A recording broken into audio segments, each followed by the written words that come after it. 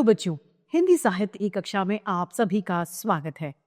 हिंदी साहित्य की कक्षा 5 का अध्याय प्रकृति की शोभा को आज हम पढ़ेंगे और समझेंगे। इस पाठ को हम सभी एक कविता के माध्यम से पढ़ेंगे।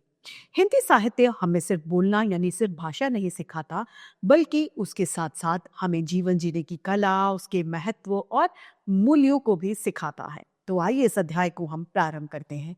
यह है हमारा अध्याय आज, प्रकृति की शोभा।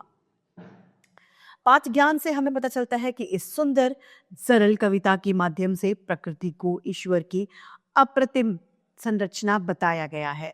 ईश्वर की अभिव्यक्ति इस मनोरम ईश्वरीय उपहार के प्रत्येक अवयव से होती है। आइए इसे पढ़ते हैं।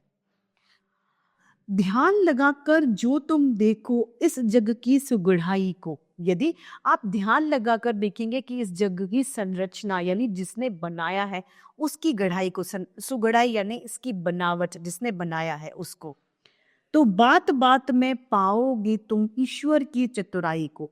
तब आप इस बात का अनुभव करोगे कि जो प्रकृति इस या जो ये जग है, ये जो दुनिया बनाने वाला ईश्वर है, वो कितना चतुर, कितना होशियार है, जो उसने ये दुनिया इस तरीके से बनाई है।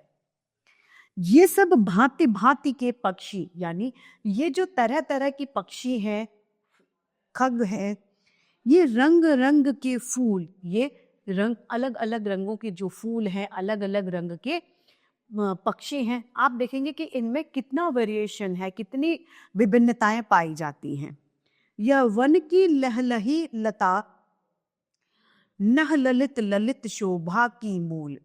यह वन की लहलही लता, जो वन में लहलहा रही है, लहराने वाली जो लताएं हैं, लताएं यानी जो बेलें हैं, और ललित ललित अर्थात सुंदर सुंदर शोभा की मूल है, इनकी जड़ें हैं। ये नदियां, ये झील सरोवर, ये नदियां और ये झील सरोवर, कमलों पर भौरों की गूंज, गूंज अर्थात गुंजन करने का स्वर यानी गूंजने की आवाज। जब कमल के फूल पर भंवरा नाम का जो जीव है वो मंडराता है तो उसमें भंवरों की आवाज आती है। बड़े सुरीले बोलों से ये गूंज रही बेलों की कुंज।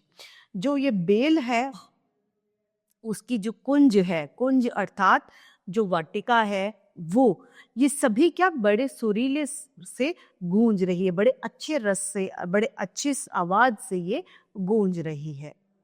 ये पर्वत की रम्य शिखाएं यानी सुंदर सुंदर ऊंची ऊंची चोटियां जो हैं, पर्वत यानी पहाड़ की, शोभा सहित उतार चढ़ाव, और सुंदरता के साथ में कहीं इसमें उतार दिए हुए हैं, कहीं ढलान है तो कहीं इसमें चढ़ाई दी गई है।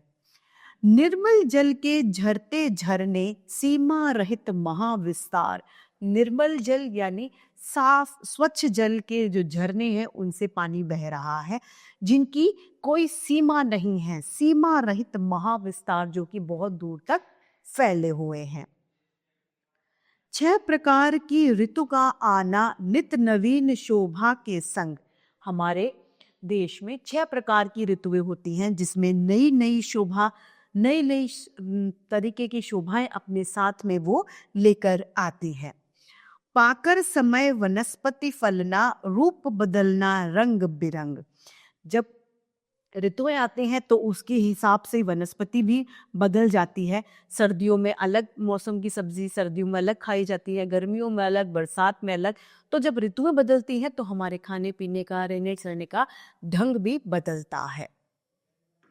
आगे कवि कह रहे हैं, सूर्य चंद्रमा की शोभा अद्भुत, बारी से आतना दिन रात। सूर्य और चंद्रमा की भी शोभा अद्भुत है। देखिए, सूर्य दिन में प्रकाश देता है तो चंद्रमा की जो चांदनी है वो हमें ठंडक प्रदान करती है। सूर्य की वजह से दिन होता है तो चंद्रमा की वजह से रात्रि होती है। ज्यो अनंत तारा मंडल से सज जाता रजनी का गात। अनंत यानी बहुत ज्यादा जो तारामंडल फैला हुआ है उससे रजनी का गात अर्थात शरीर जो है, रात का जो शरीर है वह, गात अर्थात देह, शरीर, तो रात का जो शरीर है वो किससे सजता है? तारों से सज जाता है। यह समुद्र का पृथ्वी तल पर छाया जो जलमय विस्तार, समुद्र का जो पृथ्वी तल पर यानी पृथ्वी का जो निचला हिस्सा है, तला है, उस पर जल का जो विस्तार छाया हुआ है। बताइए प्रकृति की कितनी अद्भुत लीला है, किसकी? हमारे ईश्वर की। उसमें से मेघों के मंडल हो अनंत उत्पन्न अपार, और उसी पानी में से, उसी जल में से, किस में से? समुद्र के जल में से अनंत और उत्पन्न अपार कौन होते हैं? मेघ यानी बादल उत्पन्न होते हैं। गर्जन तर्जन घन मंडल का, इसमें बिजली का संचार। जो घन मंडल है, बादलों का जो मंडल है, उसमें गर्जना और तर्जने में क्या है? बिजली का संचार होता है। इसमें दिखे परमेश्वर की लीला अद्भुत अपरंपार, और इसमें क्या दिखती है? हमारे ईश्वर यानी हमारे जगदीश की लीला, जो कि अपरंपार है, जिसकी हम पार नहीं पा सकते। तो इतना सुंदर, इतनी अद्भुत हमारे प्रभु ने ये हमारी दुनिया यानी हमारा ये संसार बनाया है। तो आइए इस सुंदर सी कविता को एक साथ फिर से दोहरा लेते हैं। ध्यान लगाकर जो तुम देखो इस जग की सुगढ़ाई को, बात बात में पाओगे तुम ईश्वर की चतुराई को।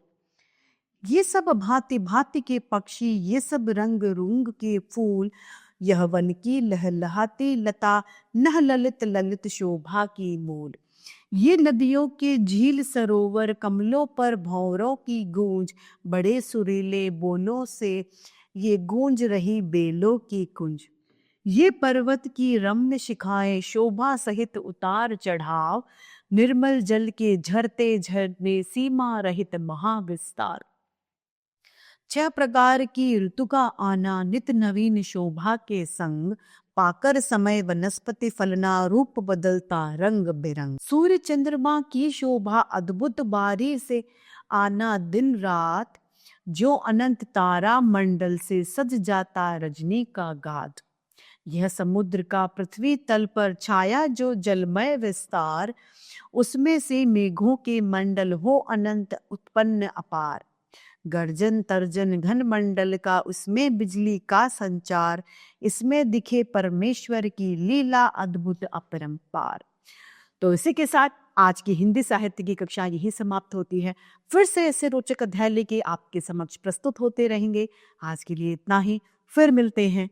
धन्यवाद।